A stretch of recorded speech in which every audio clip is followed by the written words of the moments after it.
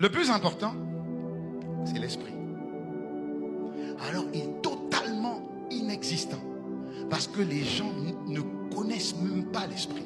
Le problème, c'est que tu es esprit parce que ton Père Dieu est esprit. Quand tu nais de nouveau, qui naît de nouveau? Lui. Et donc lui, quand il naît de nouveau, il est enfant de Dieu. Voilà pourquoi c'est le plus petit. C'est un enfant de Dieu. Oui.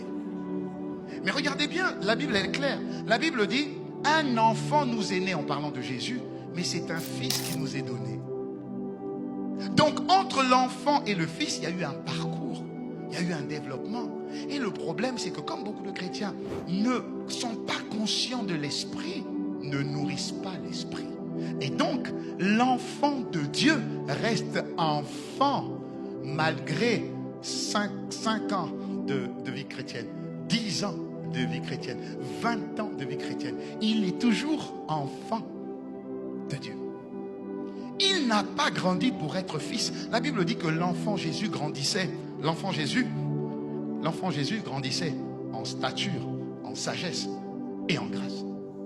Au bout de 3 ans, pour Dieu, tu n'es plus un enfant. Donc la même demande que tu fais, Dieu ne te donne plus. Et donc tu as l'impression que la vie chrétienne devient dure. Non, tu n'as pas continué à grandir. Parce que si tu peux accepter qu'un enfant fasse pipi au lit à 1 an, à 5 ans, tu n'acceptes plus. Si à 5 ans, tu acceptes de lui faire à manger, à 17 ans, tu n'acceptes plus de lui faire à manger. De la même manière que tu attends que ton enfant grandisse, Dieu aussi attend que son enfant grandisse.